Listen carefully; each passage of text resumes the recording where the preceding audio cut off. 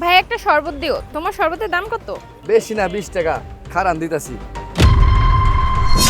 মাহি, তুমি কই আছিলা?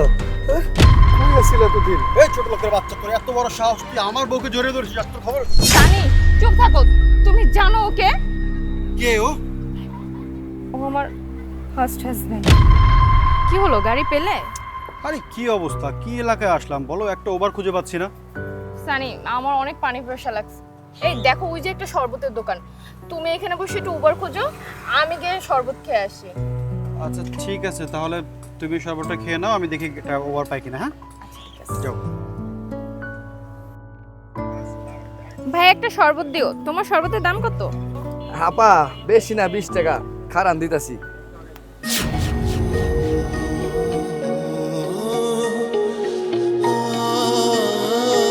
মাহি,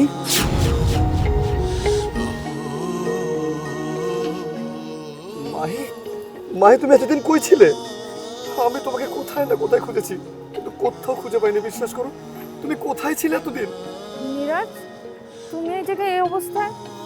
তোমার তো বিদেশে থাকার কথা। না মাহি, আমি বিদেশে যাইনি। আমার বন্ধু, আমার পার্টনার আমাকে মিথ্যা মামলায় ফাঁসিয়ে 5টা বছর আমাকে জেল খাটিয়েছে। আমি অনেক চেষ্টা করেছি তোমাদের সাথে যোগাযোগ করার জন্য, কিন্তু বিশ্বাস করো, আমি কোনোভাবেই তোমাদের সাথে যোগাযোগ করতে পারিনি। তারপর থেকে আমার ব্যাংক ব্যালেন্স, টাকা পয়সা সবকিছু বাজেয়াপ্ত হয়ে যায়। ও আমার সর্বস্ব হারিয়ে আমাকে পথের ভিখারি বানিয়ে দেয়।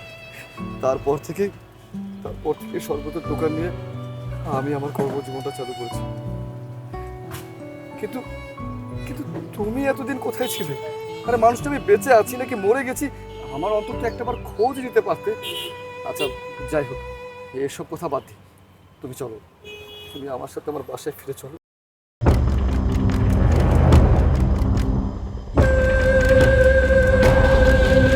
শালা ফকিন্নির বাচ্চা, তোর এত বড় সাহস, তুই আমার বউকে জড়িয়ে ধরিস? হ্যাঁ, আজকে তোর খবরই আছে।